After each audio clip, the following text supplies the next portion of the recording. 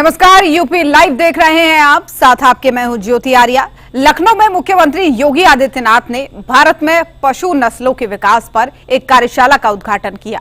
इस दौरान उन्होंने राष्ट्रीय गौशालाओं को प्राकृतिक खेती से जोड़ने पर जोर दिया और रासायनिक खादों और कीटनाशकों के अत्यधिक उपयोग से होने वाली बीमारियों, खासकर कैंसर पर चिंता जताई। इस रिपोर्ट में देखिए।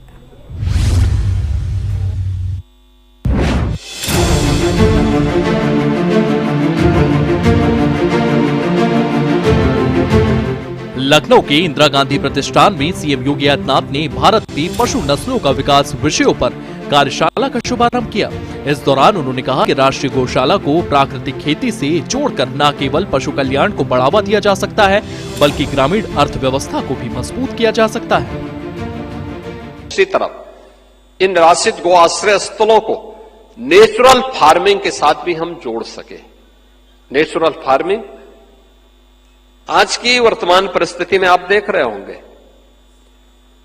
केमिकल, फर्टिलाइजर और पेस्टिसाइड का अत्यधिक उपयोग आज तमाम प्रकार की नई बीमारियों को जन्म दे रहा है। कैंसर एक चुनौती है हम सबके सामने, किडनी फेलियर, लीवर खराब होना, ये सब क्या बताता है कि हमने अत्यधिक मात्रा में केमिकल और फर्टिलाइजर का उपयोग किया है, पेस्टिसाइड्स का उपयोग किया है।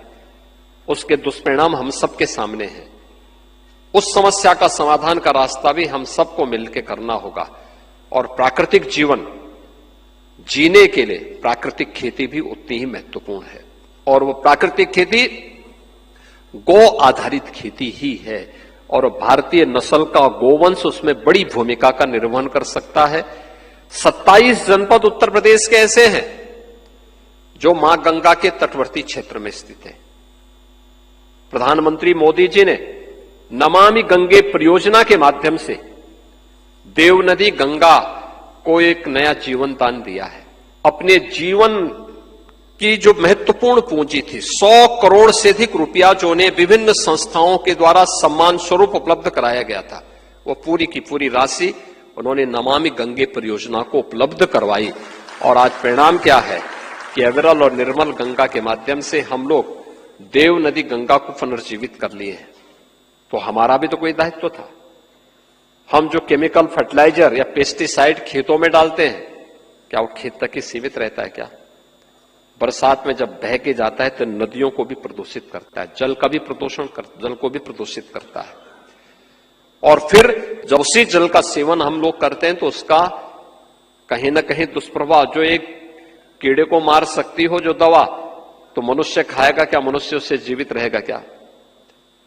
और यही फिर कैंसर के रूप में, किडनी फेलियर के रूप में, लीवर फेलियर के रूप में यही विकृति हम सबके सामने मिल रही है। और उसका समाधान यही है प्राकृतिक जीवन के लिए, प्राकृतिक जीवन पद्धति को अपनाना, उस प्रकार के अन्न को अपनाना, उस प्रकार की खेती को आगे बढ़ाना। उन 27 जनपदों में हम लोगों ने एक और प्राकृतिक खेती को बढ़ावा देने के लिए एक विशेष अभियान चलाया है। भारत सरकार ने भी इस कार्यक्रम को अपनी मंजूरी दी है। सीएम योगी ने कार्यशाला में कहा कि गौशालाओं को आत्मनिर्भर बनाने के लिए गाय के गोबर और मूत्र के बने उत्पाद जैसे प्राकृतिक खाद, कीटनाशक और पेंट को बढ़ावा देना चाहिए। उन्होंने बताया है कि उत्तर प्रदेश में 7,717 गौशालाओं में 12.5 लाख गायों को संरक्षित किया जा रहा है। किसान की आमदनी को भी बढ़ाने में योगदान देंगे और अन्नदाता किसान की आमदनी बढ़ेगी, उसकी समृद्धि बढ़ेगी, तो देश की समृद्धि को कोई रोक नहीं सकता है, कोई नहीं रोक सकता। अवश्य देश समृद्धि के नए सोपान को प्राप्त करेगा और आत्मनिर्भर और विकसित भारत के संकल्पों को पूरा करने में मदद मिलेगी। प्रदेश में इस दिशा में और भी प्रयास हुए हैं। जैसे लैंडलॉक्ड स्टेट में उत्तर प्रदेश मत्स्य उत्पादन में आज अग्रणी राज्यों में है। आज से 10 वर्ष पहले इसकी कल्पना भी नहीं की जा सकती थी, लेकिन आज उत्तर प्रदेश ने तेजी से इसमें छलांग लगाई है। इससे पहले सीएम योगी ने साहिब गुरु तेग बहादुर महाराज की 350वें शहीद वर्ष को समर्पित तेज बहादुर संदेश यात्रा में भाग लिया। इस दौरान सीएम योगी ने पुष्पांजलि अर्पित की। धर्मांतरण की बातें सामने आई हैं। हम सरकार के स्तर पर तो कार्रवाई कर रहे हैं, आप भी इसमें थोड़ा सजग होइए। और यहां की टीम गई और घर वापसी के बड़े कार्यक्रम को उन्होंने वहां पर आगे बढ़ाया। आपने देखा होगा किस प्रकार की साजिशें हो रही हैं। अभी बलरामपुर में एक बड़ी कार्रवाई को हम लोगों ने आगे बढ़ाया है, आपने देखा होगा, उसने रेट तय किए थे। यानी कैसे धर्मांतरण के कार्यक्रम को आगे बढ़ाना है,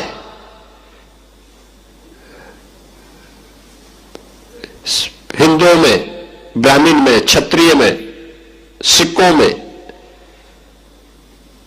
अन्य ओबीसी जातियों में, अनुसूचित जाति जनजाति के लोगों को कैसे धर्मांतरित करना, सबके रेट उसने तय किए हुए थे।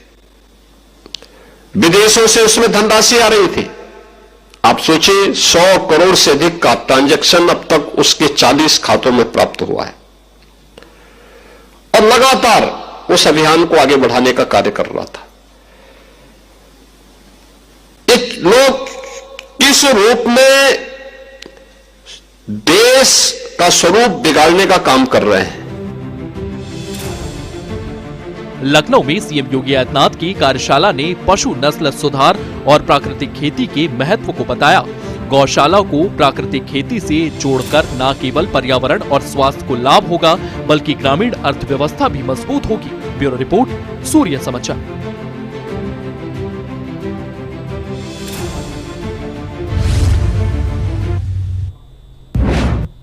प्रधानमंत्री नरेंद्र मोदी ने देश के युवाओं को बड़ी सौगात दी है। पीएम ने 51,000 से अधिक युवाओं को नियुक्ति पत्र दिए हैं। बता दें कि देश में 47 जगह रोजगार मेले का आयोजन हुआ और पीएम मोदी भी वीडियो कॉन्फ्रेंसिंग के जरिए कार्यक्रम में जुड़े। पीएम ने इस दौरान संबोधित भी किया। रिपोर्ट में जानिए पीएम की बड़ी बातें।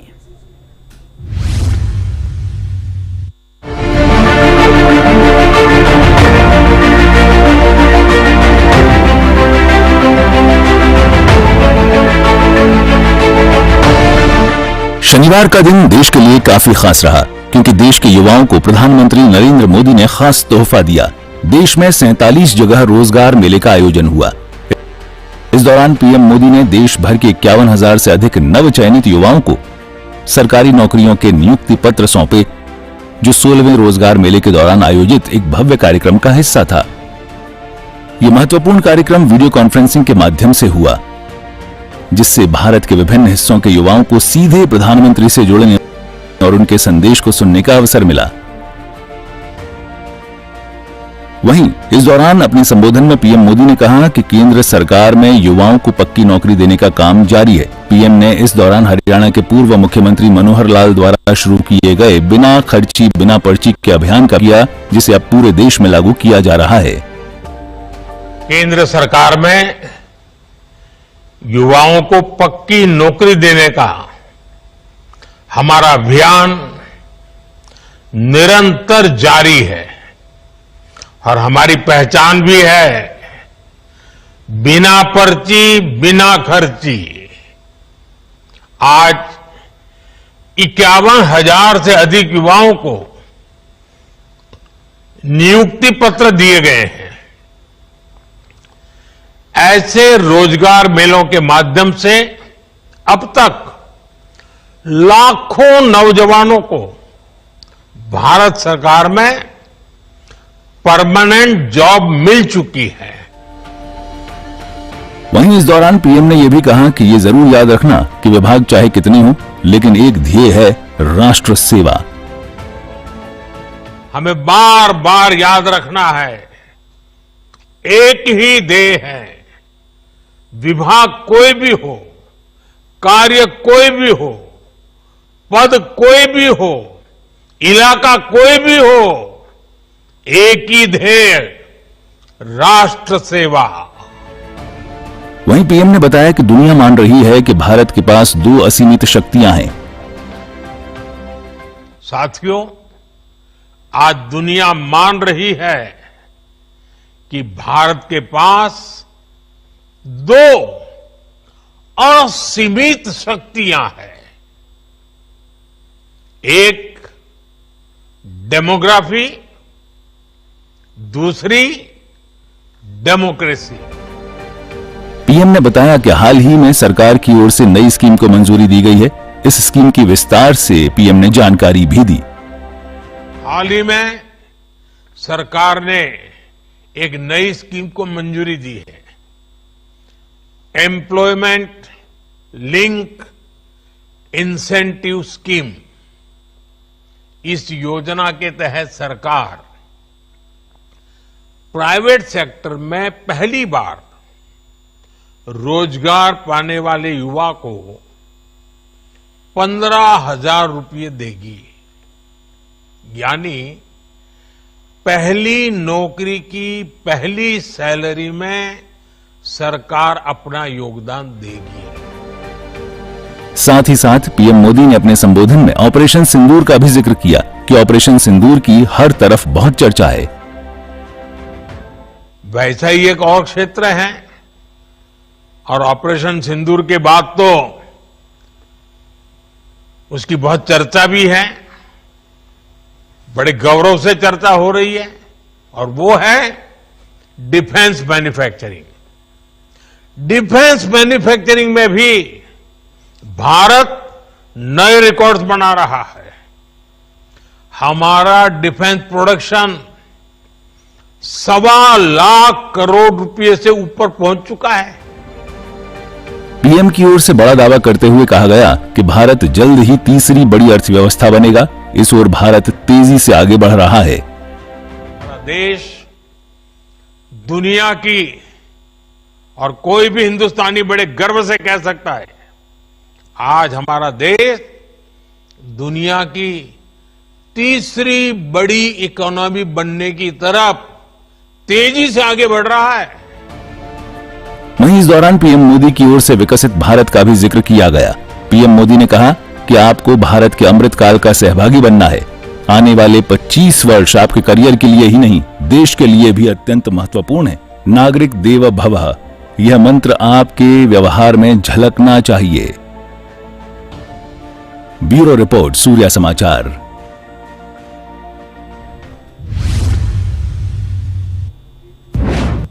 धर्मांतरण का मास्टरमाइंड जलालुद्दीन उर्फ छांगुर बाबा से एटीएस लगातार पूछताछ कर रही है। रोज नए खुलासे हो रहे हैं। जलालुद्दीन का काला कारोबार लगातार बेपर्दा हो रहा है। एटीएस ने अवैध धर्मांतरण रैकेट के सरगना जलालुद्दीन से पूछताछ में उसके कोडवर्ड्स को अब डिकोड कर लिया है। इन कोडवर्ड्स से जांच एजेंसियों को कई बड़े और अहम सुराग मिले हैं। साथ ही धर्मांतरण के कई राजदार भी सामने आए हैं। आखिर कोडवर्ड से कौन से राज खुले हैं? कैसे छांगुर बाबा करता था धर्मांतरण का काला कारोबार? इस रिपोर्ट के जरिए देखिए।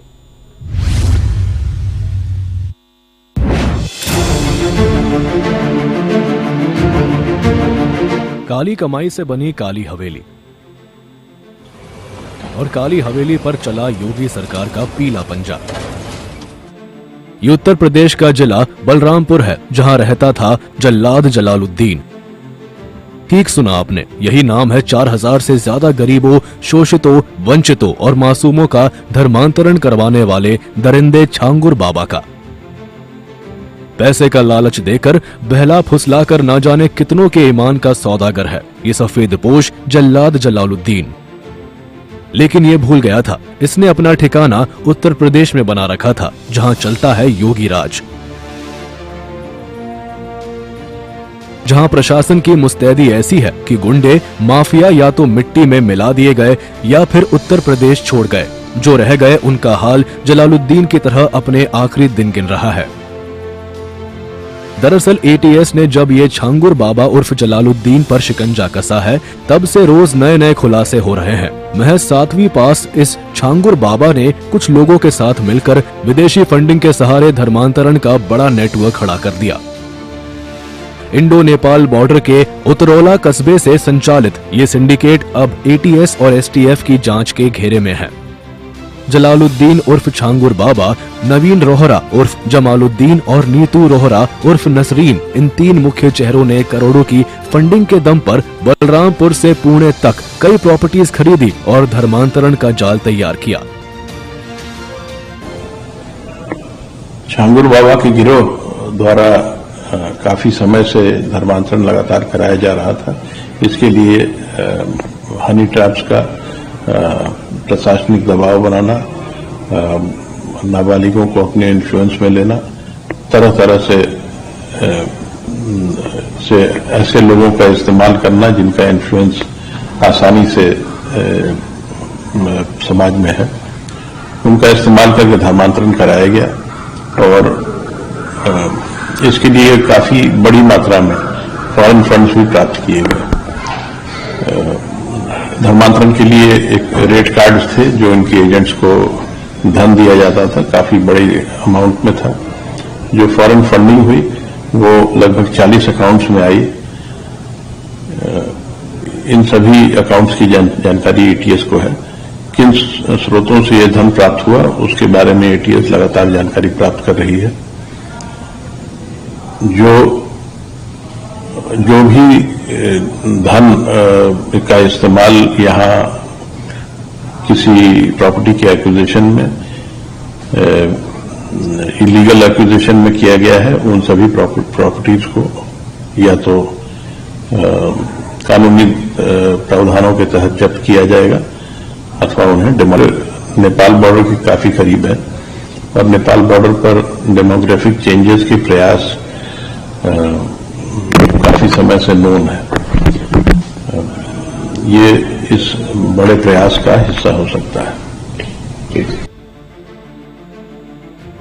आपको बता दें कि छांगुर बाबा ने लव जिहाद के लिए शिजर-ए-तैबा नामक किताब छपवाई थी। जब एटीएस किताब में लिखे शब्दों की बातों की छानबीन कर रही है, कहा जा रहा है कि छांगुर बाबा इसी किताब के जरिए लोगों को लव जिहाद के लिए उकसाता था।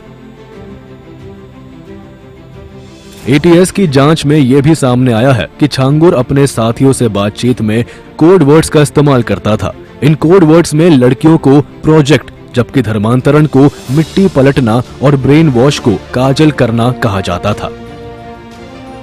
इतना ही नहीं, छांगुर के कोड वर्ड्स में निकाह का वादा करने के बाद धर्मांतरण और नया जीवन शुरू करने की शर्तें बताई जाती थी। आर्थिक लालच और विदेश भेजने का सपना दिखाकर लड़कियों और युवाओं को निशाना बनाया जाता था। वही युवाओं को इस्लामी पढ़ाई, विदेश में नौकरी के साथ ही नेपाल और खाड़ी देशों के संपर्कों का हवाला भी देकर उन्हें लुभाया जाता था।